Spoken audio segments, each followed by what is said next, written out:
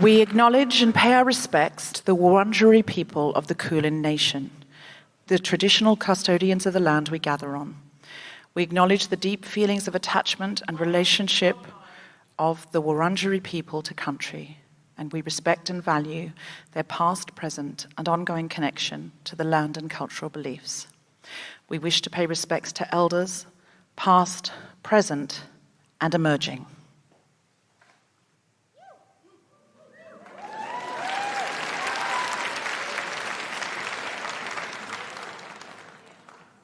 I'm a feminist, but... Hello, Melbourne! We thought we'd never be back, but here we are. And I'm a feminist, but being back here in Australia, I've obviously seen some old school friends. And last night, I found out that there's this teacher that I had a massive crush on when I was in year 12. And someone told me that one of my friends secretly dated him at the time. And I am racked with jealousy. I can't even tell you, I feel like I'm 17 and I'm like, how? How did you make this happen? And I know it's not good.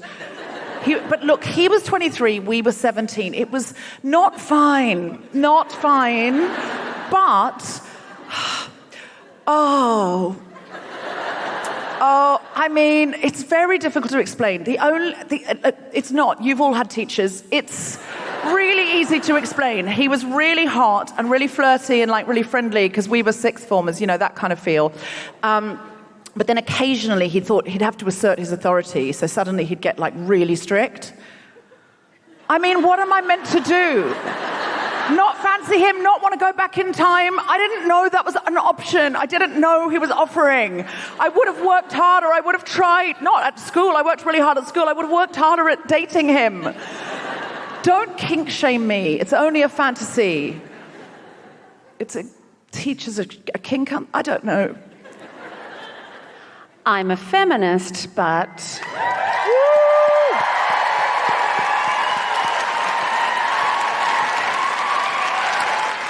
I am already professionally threatened by my unborn daughter because she's younger than me.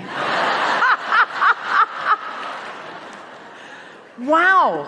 I didn't know it was a daughter. So this, no one knows. That's a secret, so please don't tell anyone. But it won't, the recording won't go out for a while, and I'm about 800 weeks pregnant, so if you guys could keep it, but yeah. Could you keep that between 20 and 30 of your closest Twitter followers? Lock it down. This is a special secret. If you come to the live show, these are the kind of secrets you find out. Oh, you know why else come to the live show? Because Celia Pacquola might go full Rihanna. Boom!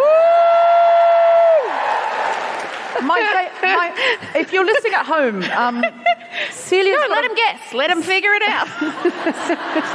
Celia just said something incredible. It was a backflip and she's 9 months pregnant. I love your T-shirt. Thank you. Celia's wearing a T-shirt that says pro-choice. It's a pro-row T-shirt. It's the pro-row. I feel like the pro-row belly combo is the best one. I really can't think of a better political statement to have made. And Celia, thank you so much for coming when you're so close to dropping. Oh, yeah. Just unrelated. Any doctors in the room? If we could induce this baby, can you imagine a guilty feminist birth? We've never had that before. Genuinely, I absolutely should not be here. But this is the only gig. It's the guilty feminist. I'm like, if there's ever anywhere to be heavily pregnant, it's here. So basically my job tonight is just to be here and pregnant. You know... I almost knocked the mic over with... Oh, yeah. Look, with that unborn feminist. Yeah. Do you know what else is fun? So, because I don't know anything about pregnancy, oh man, look, it's a whole nother show. But at the very beginning, when one of the first scans, they're like, you want to know everything about it. And they're like, all I can tell you is it's from the left ovary. And I was like, of course my baby's going to be left-leaning. You know what I mean? Of course my baby's on the left. I was surprised that in the ultrasound you couldn't see with a little tiny ukulele and a keep cup or something, you know? Well, look, all I know is in Britain, in Marks and Spencer, if your waters break and your birth starts, they give you a lifetime supply of baby clothes. I mean, a lifetime supply. For how long do you need them? But here, if your water breaks here, you get a lifetime supply of feminism. Boom. Boom. As a proud Samoan whakawhine, as a feminist, but as a woman of colour, I like it when I meet men on dating apps. And, it's that thing of having white men, want to absorb my beauty. And I like to let them know I own them. That's not where I thought that was going to go at all, Amal. But I really like it that it took a sharp hairpin turn, and I loved it. I'm a feminist, but I once wrote a song which included the words Benedict and Cumberbatch, mostly because it's a fun lyric, but definitely a little bit on the off chance that one day he might hear it and know that I exist. Everyone send it to him on socials. I'm a feminist, but as a disabled musical artist, sometimes I need to ask men to lift me up onto stages, and I kind of like it. Do you feel like Cleopatra or Madonna? Sometimes I do. I put my arms out like this, and as they're lifting me up onto these inaccessible stages, I just embrace it. Is it a fairly Jesus-like quality? Almost. Yeah. I'm not saying you should ask for it on accessible stages. But I am saying you could make out that more stages were inaccessible than actually were. Yeah. True. I'm a feminist, but today we flew from Brisbane and we were on the plane and it was very delayed, and then it was even further delayed because there was this gentleman on the plane who refused to lift his window blind. When the flight attendant came down and said, "Sir, could you lift your window blind?" And he said, "No, I'm not doing that. I'm really, really hot." And the flight attendant went off and got a different flight attendant to come and, try and reason with him. And he started kicking off and throwing his weight around. And the flight attendant, who was really beautiful, just went, "No, I've got a right to come to work safely. I'm going to get the captain to eject you from the plane." And even though I know that what I should have been thinking is this is an incredible display of feminist empowerment, what I was really thinking is that is hot. Do you know my favourite moment, Grace? Yeah. Of the whole thing? Because my least favourite moment was that one kid played up and then the whole class got kept in because we all had to wait till his luggage got taken off the plane. And he was just like this quite... some of my favourite husbands and David Attenborough's are posh white men. It's fine. It's just that he was one of those that was like, "Oh, I've been waiting all this time on the tarmac," like we all hadn't been waiting. He had that element to him. And as he got kicked off the plane... my tour manager leant over and said, "Look at the book that he's reading." Hannah Gadsby's book. He was reading... He needs it. I think he'd only just started it. I don't think he got to the bit about people like him being entitled. Are we ready to start the show? Then welcome to the Guilty Feminist. A huge round of applause for Celia Pacquola, Georgia, Mooney, Eliza Hull, and Grace Petrie. Oh, Melbourne, it's so wonderful to be home. I really feel we've started this show here as much as... We've built the show here as much as we built it in London. We've come every single year to Melbourne. We've often come and done 3-4 shows in Melbourne in a year, and the rest of Australia and New Zealand as well. But Melbourne has really been, don't tell the other cities, but Melbourne has really been the base. The very first time we ever did a Guilty Feminist in Australia, it was only Melbourne. Then other cities began to complain. Sydney. All the emails, "Hold on, you did Melbourne, but you didn't do Sydney," when we're clearly better. They didn't say that, but it was very much the subtext. I'm not saying Sydney is that posh white man with the Hannah Gadsby book being thrown off an aeroplane. And I'll tell you that won't be going out on the podcast. I want to be welcome back. We're playing Sydney in a few days, so, I mean, please tell your friends to come. But I'm saying compared to Melbourne, they are that man. So we started doing Sydney and Melbourne, and I was born and raised in Brisbane. I know I don't sound especially Australian, but I read a lot of Ian Blyton as a child, and I picked up the accent from the books. I was shipped there as a, I was shipped there as if I had no choice in it. I went there on my gap year and never went to university there, never came back. I couldn't afford the return ticket at the time, and then it seemed awkward to leave. So coming back, and this time we've done Adelaide, we've done Canberra, we've done Perth. It's just been so exciting. In the darkest days of lockdown, because I know Melbourne and London are very akin. When I'm in Adelaide or Brisbane and say, oh, wasn't the lockdown tough? People genuinely say to me, it was the loveliest 4 weeks of my life. Oh, I made banana bread, I didn't have to go anywhere. It was really wonderful, they say. They don't know. Melbourne, they don't know the pain. Oh, yeah, the first couple of weeks. Oh, yeah, there's some banana bread. Sure, there's some banana bread. First couple of weeks, there's banana bread. You think, oh, I'll get so much feminism done. Oh, yeah, it'll be great. By week 8, you can't remember what feminism is because you don't know your own name. You're just rocking and crying in a corner, shouting, God, take me. By this time, you believe in God. Because you think he must be punishing me, because you've given up on the idea of a non-binary God, which is my normal default. I think if we're made in God's image, got to be non-binary, right? Got to be right. Makes a man, then takes a bit of rib out, makes a woman. Both of you are in my image. What's going on there? And be God, obviously. But by month 28 of lockdown in London, I realised, no, posh white man. Get him off this plane. That's all I'm saying. So Melbourne, we felt so much for you because we knew that you were going through it before us because our Prime Minister wanted to be really popular. And so it was like, no, it's fine for ages. Your Prime Minister didn't seem to mind not being popular at all, did he, in any way, shape or form? He's not interested in popularity at all, your Prime Minister. I mean, ours was feckless and craven and reckless and all that is wrong with the United Kingdom and colonialism. But yours... What was that? And how was he allowed to stay in for so long? Does anybody know? But I hear you've had an election. And I mean, I know that's nothing new for you. When I used to come to Australia, but the last time I was in Australia was February 2020. I was having a wonderful time. I just opened my marriage and discovered my bisexual side.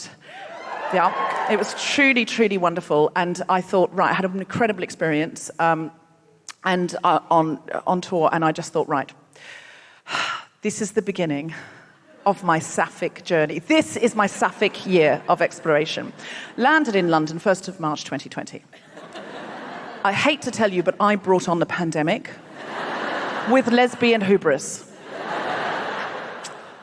Tell you what, God's definitely not lesbian. Audience, wonderful audience. The last time I was here with you in feminism, I was just thinking we'll come back twice a year, and then I thought we may never be here again. Like in the darkest days of the lockdown, in the real midnight, 2 a.m. of the lockdown, I would think, I don't think I'm coming back to Australia. I think this is it. So being here tonight, in the very first place we did The Guilty Feminist in Melbourne, but in Hamer Hall, with so many of you, with 2,000 of you coming out for The Guilty Feminist Live, honestly, if these eyelashes weren't magnetic, what you have to do is you have to put on magnetic eyeliner, and then it just slips on like a fridge magnet, which is great because you can move it around.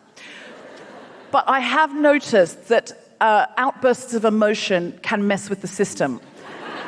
To the extent that we had a particularly emotional episode in Perth, and a little girl came out onto the stage because she was, highly feminist, and it was just one of those incredible moments. And she said into the microphone, "One of your eyelashes is coming off."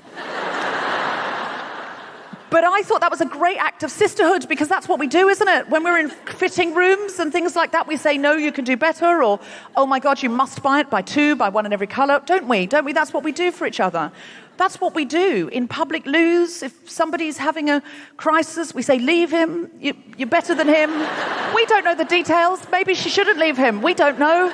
But we will give that advice, Melbourne, won't we?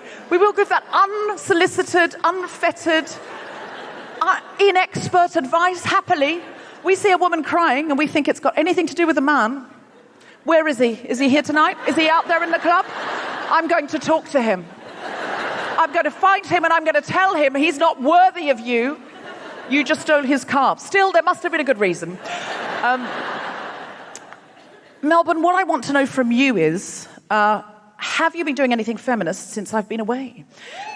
You have been? Amazing. Yes, wonderful. Now, I don't think I'm going to start with you, and I'll tell you why. I want to get to you, but I'm going to start with you because this happened in London. First thing that happened, went out, South Bank, Royal Festival Hall, phenomenal. You know, we were so excited just to be in the room. I said, just ad-libbed, have you done anything feminist? And somebody put her hand up, much like you, and she went, yes, I've just raised £200,000 to take the Met Police to court in this incredibly feminist case, and we've won, so now we've changed the precedent in law.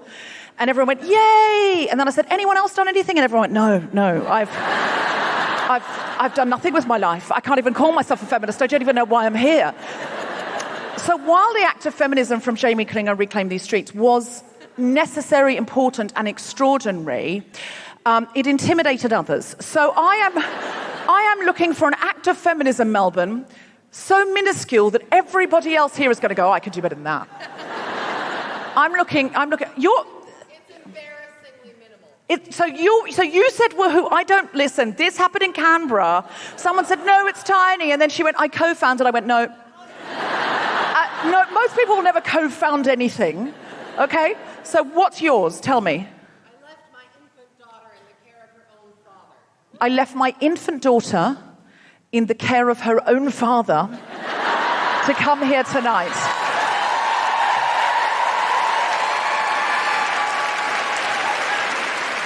And just to be clear, we are very much cheering you walking out the door, not a man holding his own baby. And it makes the ovaries swell when you see it. And I hate myself for it, but I'm like, look at that man. He's picked up his own child. Oh my God, he's an Athena calendar. Oh, what an extraordinary human being.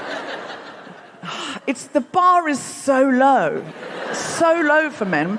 Do we have any cisgendered straight men, white men in tonight? Just give us a cheer. Yes? Very proud, sir. Very proud. What's your name? Sorry? Dave. Excellent. And have you, Dave, come here of your own will? Yes? Wait, did you buy the ticket? The ticket was bought for me as a birthday gift.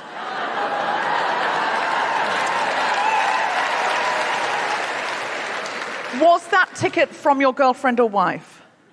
Because I'm going to say that was really a present for her. Happy birthday. We're going to feminism where you will learn something. You're 38, Dave. How do you not know it already?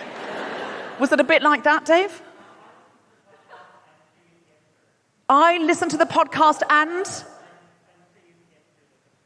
she's yet to listen to. Oh, Dave said, well, I listened to the podcast and she is yet to. Oh, the energy in the room has changed now, hasn't it, Dave?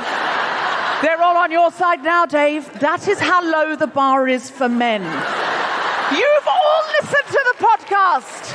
Nearly all of you have listened to it. No one's giving you a medal, but if it's a man, it's like he listens to a feminist podcast. Oh, if you hadn't been brought here by a girlfriend, Dave, you'd be leaving with one. That's how low the bar is, Dave. You like a feminist podcast, and that I'm not. What's your girlfriend's name? Lee. I just don't want her to identify as Dave's girlfriend. Lee, you've never listened to the podcast before, but your boyfriend listens. Lee's happy with her life decisions, and I like it. I like a woman who knows what she wants. She's like, no. Are you just not into podcasts, or not into feminism, or has taken a turn, Lee. What's the story? You don't listen to podcasts, but do you generally like the idea of equality? Listen, that's all it takes. Fan of equality is all it takes.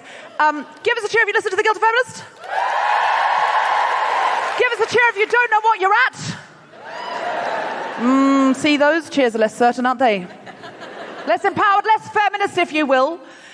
So if you don't know what you're at, this is The Guilty Feminist, the podcast in which we explore our noble goals as 21st century feminists and our hypocrisies and insecurities which undermine them. We're back. Has anybody got an act of feminism more lowly, as lowly, or slightly higher than asked her own husband to mind his baby? Yes? What's yours? In October, I got a job where basically I tell male tradesmen what to do. You got a job where you tell male tradesmen what to do? Yes. Okay, so like, your job is just saying to an electrician, change that plug. Plumber, that loo's broken. Well, how can I get that job? That sounds amazing. Do you then get to watch them do it? Or it's just, that's your choice? Is that a job? Or it sounds like an exploitation service, but listen, if you're getting paid and you're getting through the day, then, listen, great, okay, super. Now, has anybody got something? Now, we've had a couple of these that we feel, yeah, I could do this. Oh, you've got one? Yes?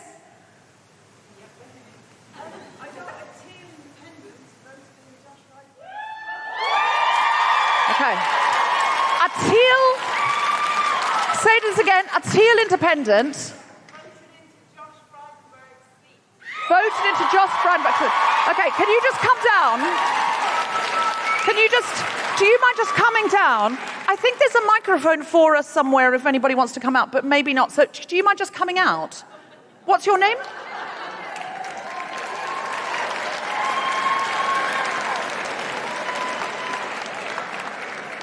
Sorry, what's your name? Maria. Okay, and just, could you just say into the microphone what you did? Because, to be honest, I don't live in Australia and I didn't really understand it. But it seemed like a very good thing. But it was something about a teal independent. Now, I've been hearing about teal independents. What are they? So teal independence stood on 3 platforms. One was climate change, one was equality, and one was ethics and politics. And I guess you guys might all know Dr. Monique Ryan. Massively inspirational, and she took Josh Frydenberg's seat, the treasurer. And Josh Frydenberg's the treasurer. Was the treasurer, not the treasurer. Not holding the purse strings anymore, Josh. Yeah, she was amazing, and actually, I will go as far as to say, listening to The Guilty Feminist is one of the things that inspired me to campaign for her and to door knock, and it was just an amazing result. Oh, I'm just loving that story. Thank you so much for saying that. That really means a lot to me, and I just feel that's such an incredible thing to feel that connection with you, and also now to understand what teal independents are.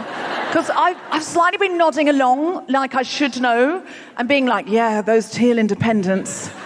Go teal. Teal, if you don't know, is a colour between blue and green. And they were running on various platforms that weren't, Labour or Liberal. Yeah. Liberal, confusingly, in Australia being the party that isn't. They're basically, it's so unfair. They can't call themselves, we're the progressives. Stop talking, women. That's our version of progress. Anybody got anything that they need help with? Because we've now come up a curve, haven't we? We've come up a curve from a man is looking after his own baby, right up to an independent woman took the seat of a bad guy, like a Batman villain. The Penguin. So that's great. That's good news. Has anyone got anything now that they need help with? A feminist project that they're working on? Yes? What's yours? Oh, okay.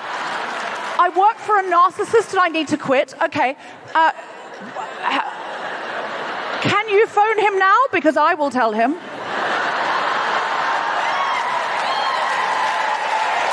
I will tell him here. I will tell him here. You're going to do it tomorrow? Okay, well, what's your name? Nicole. Okay, so we're just going to give her this sort of rush of feminism by saying, Nicole, we're right behind you. Ready? 1, 2, 3.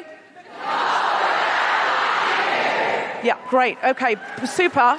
Do you need to record that on your phone or anything? Like so for tomorrow you don't forget, like we could all shout, if you get your voice notes out and we'll all shout, he's a narcissist, do it now. Something like that. Could you record something on your camera or something? Have you got the ready? Okay. Are you ready? So it's going to be, he's a narcissist. Do it now. Okay. And that's what she's going to listen to beforehand. Okay. This is the feminist army. Ready? 3, 2, 1. He's a narcissist. Do it now. Great.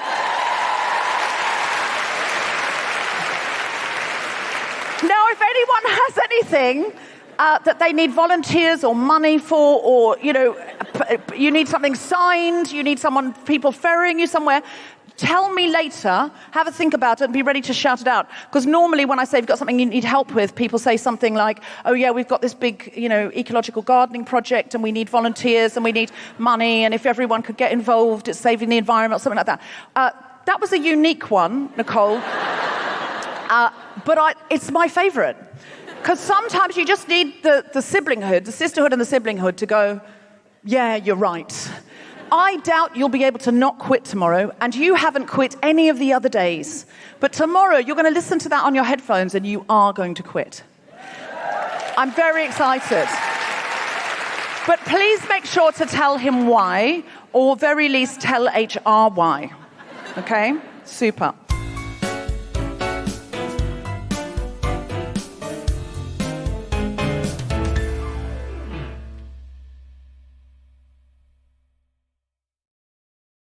Hello, Guilty Feminist. This is Deborah. The Guilty Feminist presents Camp As Christmas is coming on the 3rd of December at Queen Elizabeth Hall. I'm hosting with Tom Allen.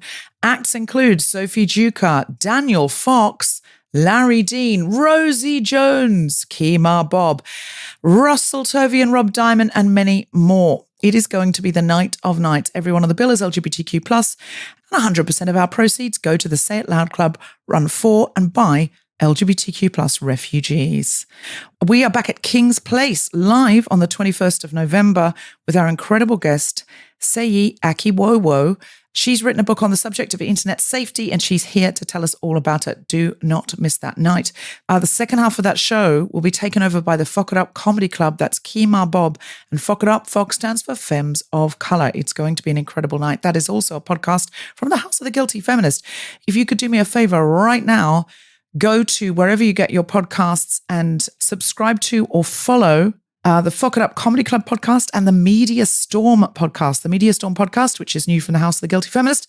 Media Storm was only in their second season.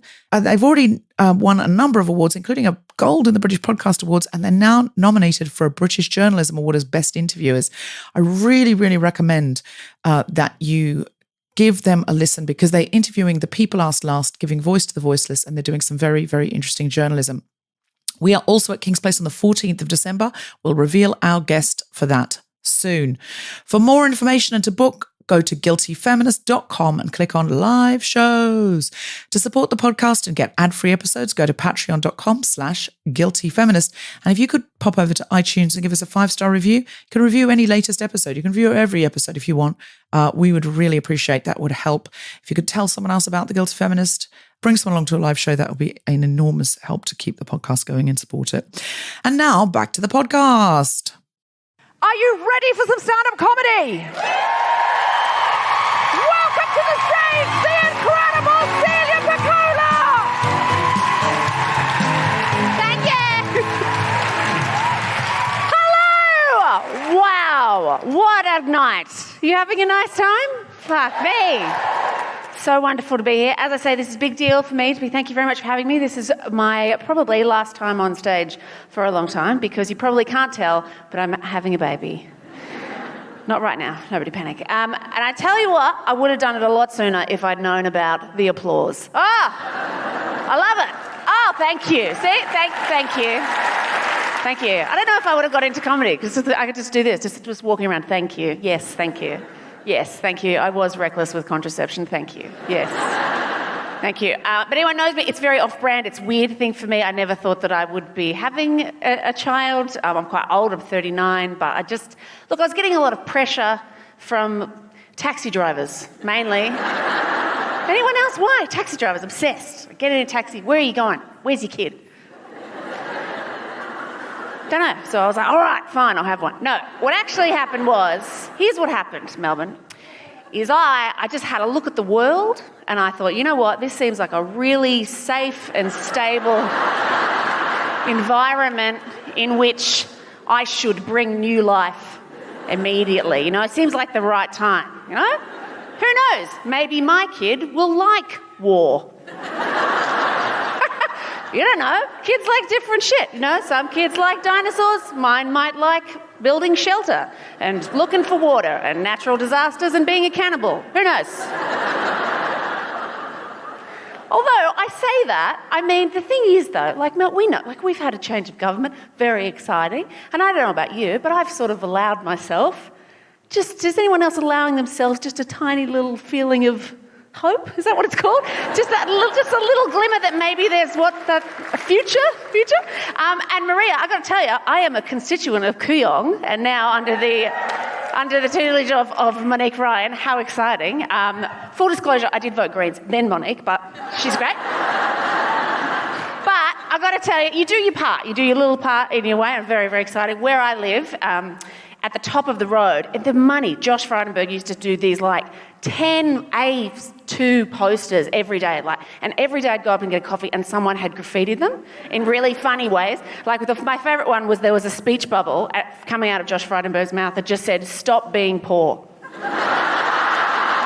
right? And how's this for the money, right? Every day graffitied. Next day, new posters. Next day, graffitied. Next day, new posters. And I tell you what, I was running out of texters. I was like, fuck the money. I didn't do it, but I approve of whoever did that. It's not entirely, like that little bit of hope. I don't know about you, I feel a little bit of hope, still a long way to go. We still got Dutton, don't we? Like there's a few, anyone, international listeners who don't know who Dutton is, one of our politicians who, look, what do you say? He's a man who it seems like he wasn't so much born as he was summoned. It's right. It's like he stepped fully formed out of Pandora's box and went...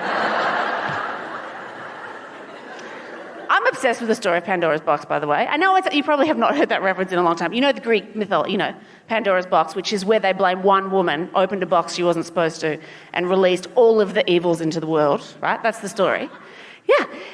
Did you know this? Genuinely, the original story wasn't called Pandora's box. It was Pandora's jar. It was originally Pandora's jar, and they changed it, and I can only guess it's because they went, no one's going to believe a woman can open a jar by herself. They're like, we believe that a woman is responsible for all of the evils in the world, but she doesn't have the wrist strength. Let's make it something girly like a box for rings or hats or chocolates.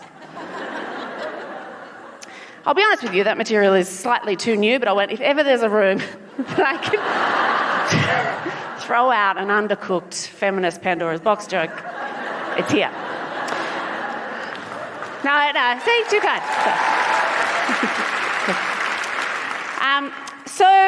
So that's what's been going on with me. This pretty much, my body is changing quite a lot. I'm currently at that point where I'm identifying a lot with overweight middle-aged men, which is where in the trouser department you have to decide whether to go Harry High Pants or doing up my belt by feel.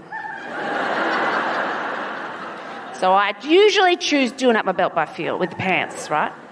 And And a couple of weeks ago, I was on a flight. I'm not flying anymore now, but I was on a flight a few weeks ago, and I had the under the belt pants, I had ripped knee jeans, and I was on a plane, and weird things have been happening to my body the whole time, right?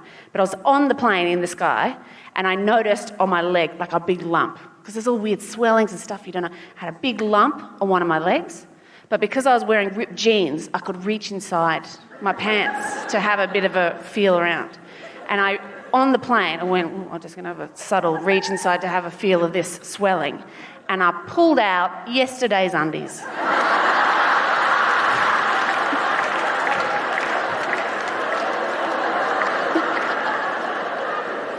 See, it's so upsetting to me that often the funniest things I say aren't jokes.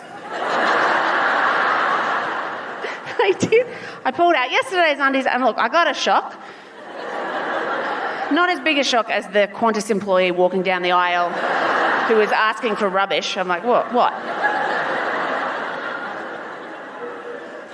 So that's me. I'm about to disappear. I've still been doing gigs. This is my last one, as I say. I've missed drinking a bit. It's been good to have a break for me from drinking. But as a comedian, I work where there's always alcohol around, in pubs and bars and stuff. And how's this? I had to do a week of gigs at a winery. What? Oh, that'll be funny. Let's send the pregnant woman to the winery. What is wrong with you? And then I had to go do a soft cheese sushi and roller coaster festival. I was like, this is fucked.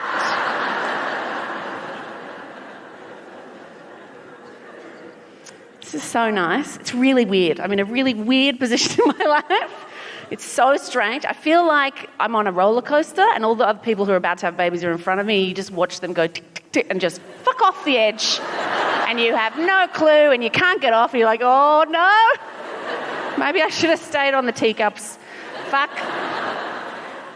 But I would just like to say, and this is genuinely why I'm here. I'm like, this is my favourite gig. It's one of the most amazing platforms and opportunities to get to talk to like-minded people. But I would like to take this opportunity to say I'm so happy and grateful that I'm currently pregnant and carrying a baby that is very much loved and wanted. And with everything that's going on in the world, particularly in America, I just cannot imagine going through this process against my will. You know, like the thought of having in 2022 that a woman would be forced against your will to carry and give birth to a child is just I'm so upset and angry and sad and all of the things. And it is, it's just so fucked that I've lost my train of thought about it and got flustered and I might have a baby.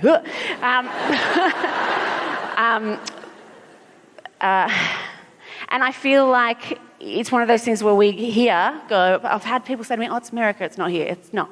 The fact that we can't take for granted these rights that we have.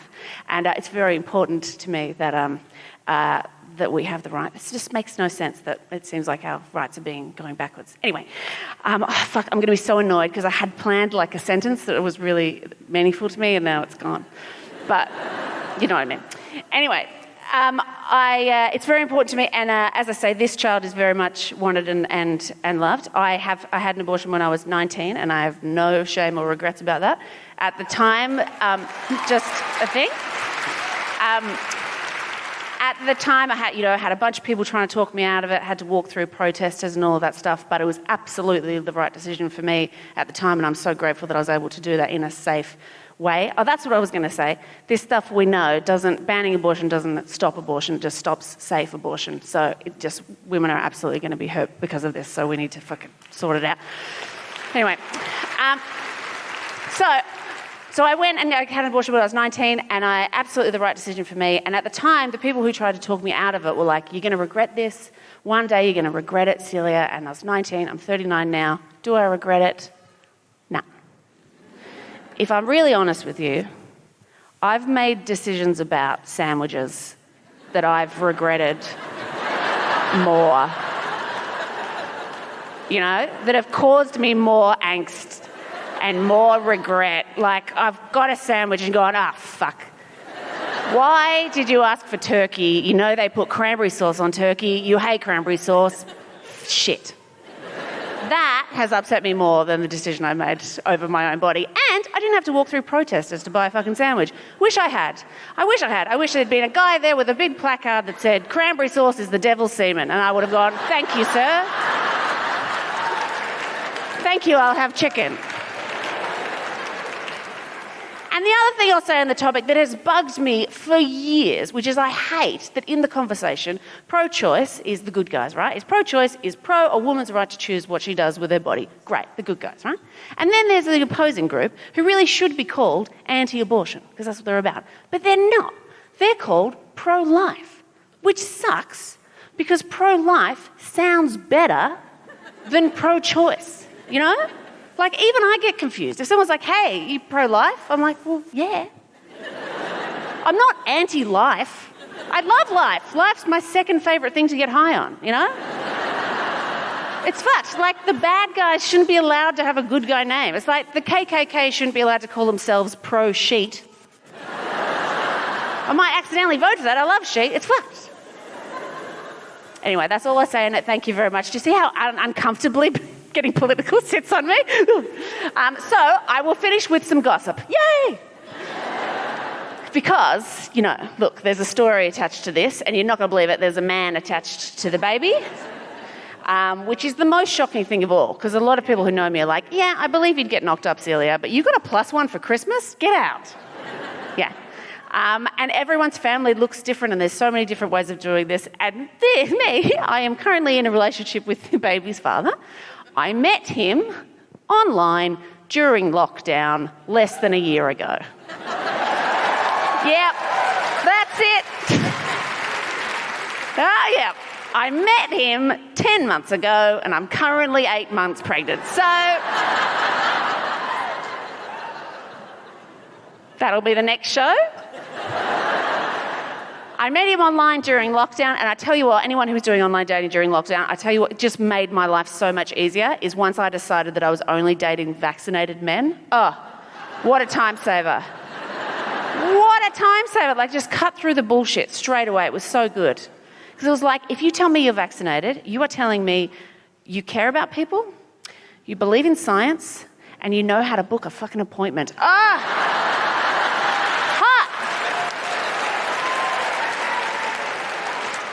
You tell me you've got a therapist, I'll put anal on the table. I'm not kidding. I'll try it. It's hot. It's what I want.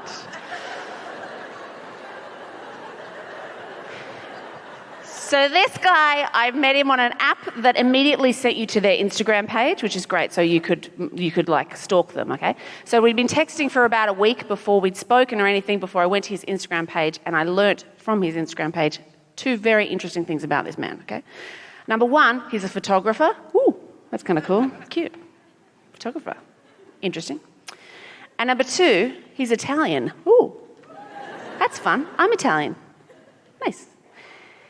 Turns out he's not Italian. I'm bad at flags. He's Irish.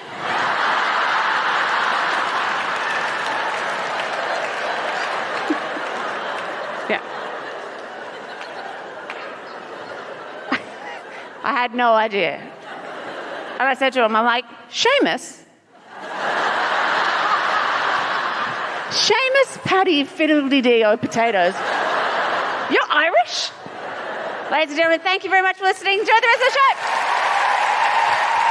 Celia Pacquola, everybody!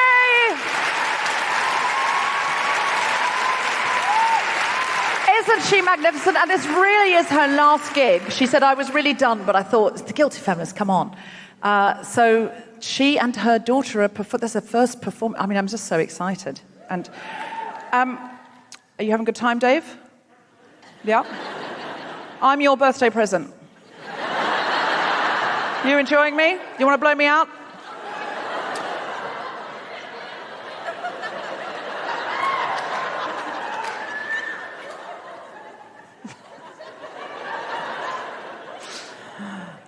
You're making direct eye contact with me in a very specific way there. Our next guest is a proud Samoan, Fa'afine, and trans woman of colour. She's an international speaker, performing artist, writer, activist, and storyteller who infuses the intersectionality of gender, culture, and life experiences in her performances, works, and talks. Tonight, we are so privileged to have her come and do some extraordinary poetry. That's right, Melbourne. We've brought you culture. You're Melbourne, that's what you're known for. We didn't have this in Brisbane.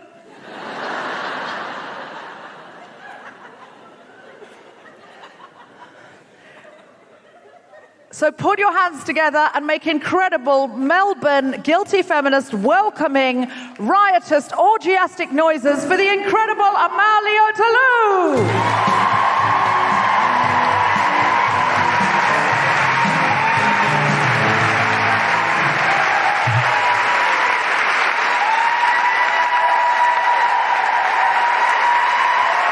Hi, everybody. It's such a pleasure to be here.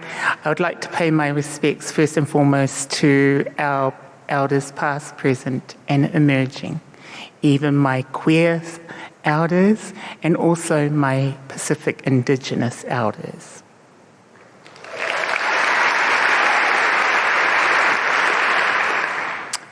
Let me count the waves. Let me count the waves. Tasipati, luapati, nofo.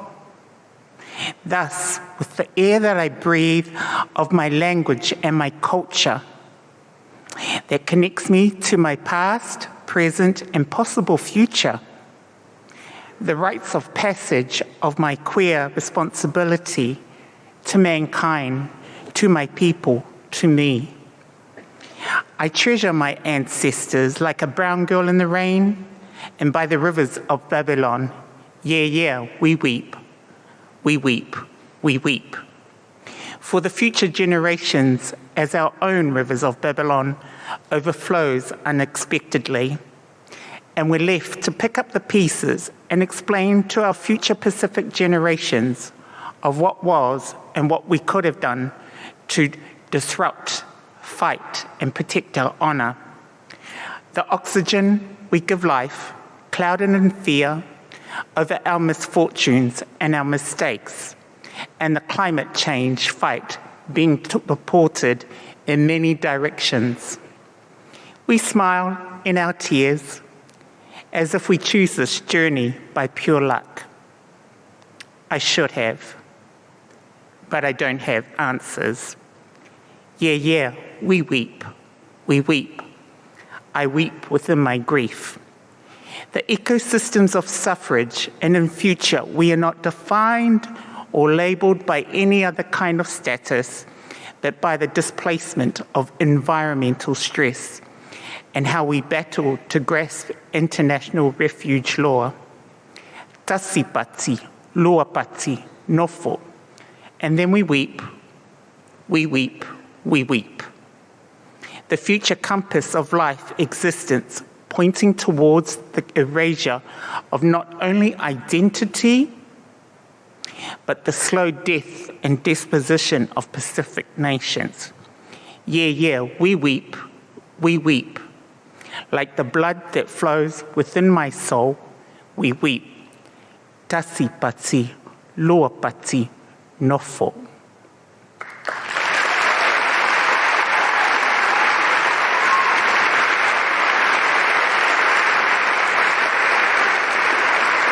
I'll do one more poem, and it's just a reflection of the way one evolves.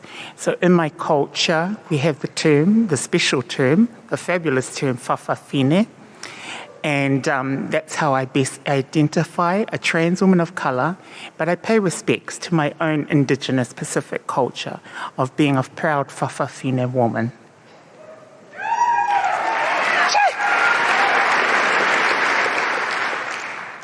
My beauty, sila ilok beauty. Look at my beauty. Amata mai malemata alofa. View with the eyes of love. O te tā ele malau anganu'u. I bathe within my culture. Male whanu'u I te tonu o lima. Through the oil of the palms of my hands. O upu whalupenga, my words of poetry, I awala o whetu, as I navigate through the constellation of the stars. Poai e au, who am I? O te sueina le mawhanawhana I lau gender. I seek warmth in my gender, I lau tū in my stand, mala'o identity, within my identity, o te siva. Male ono mea, male mata, ata. I dance with the grace and the eyes of happiness. Kamalika, chameleon.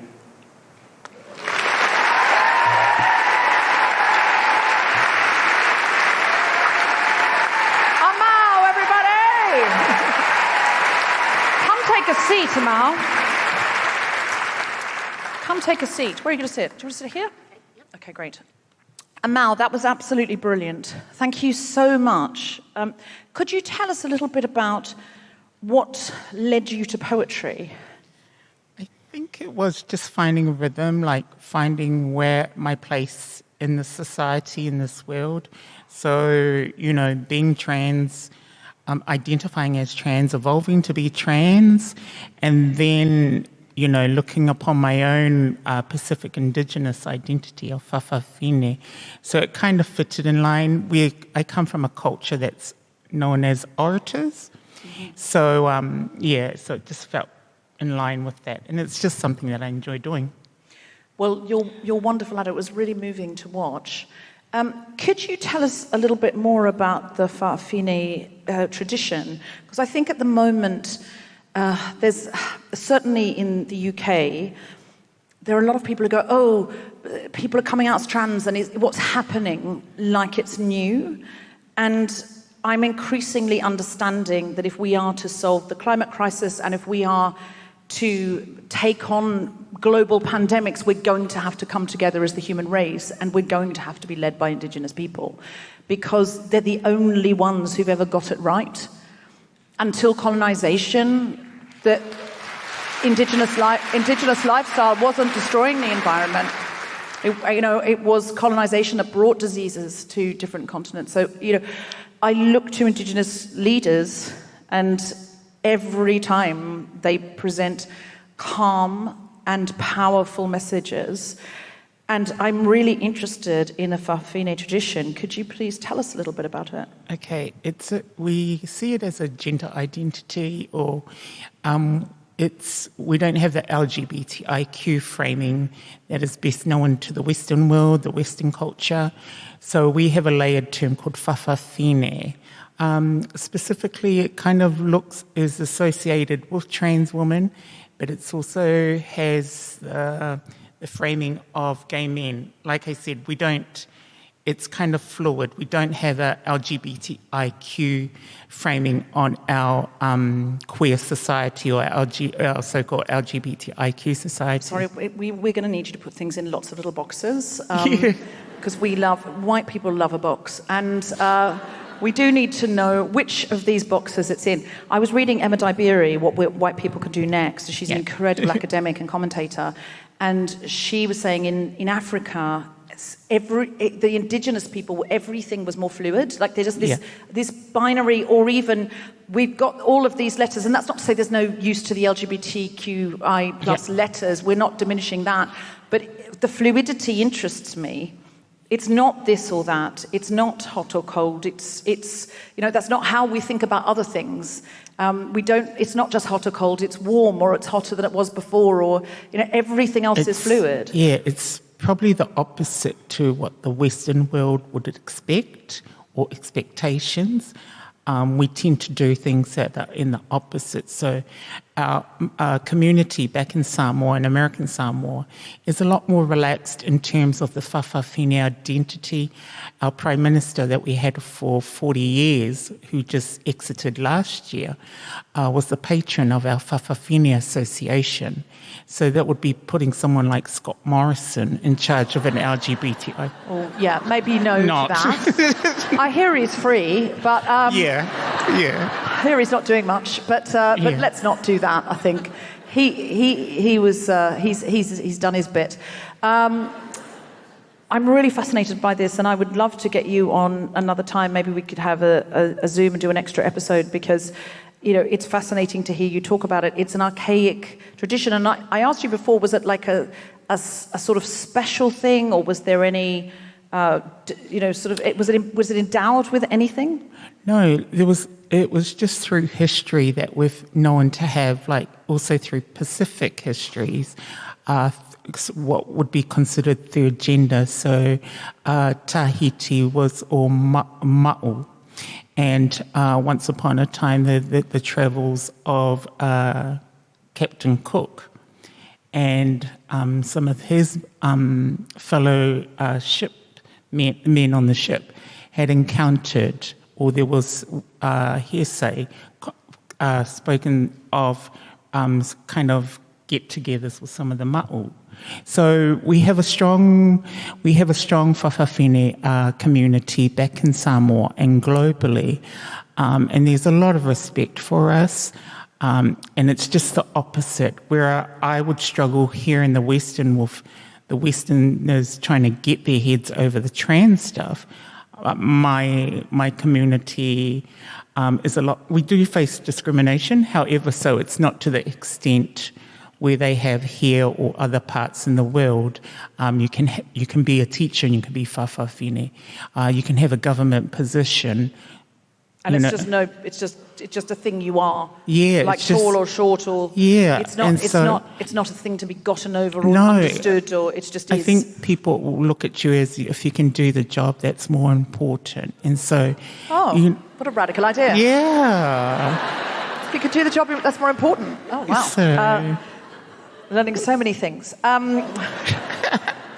Amal, we love you. Where can we see more of your work or read more of your work? Ideally, where can we buy something to support your work?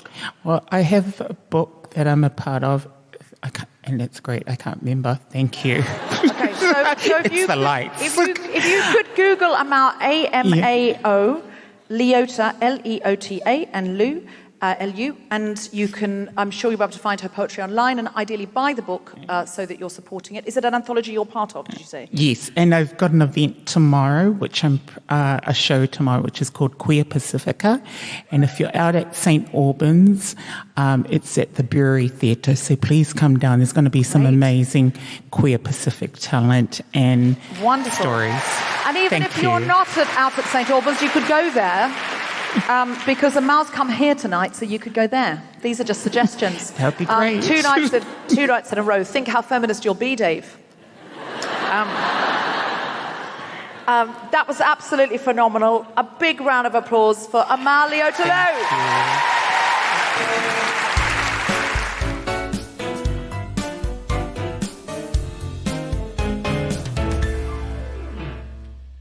So that was the first half. Join us for part 2, which should be in your feed right now.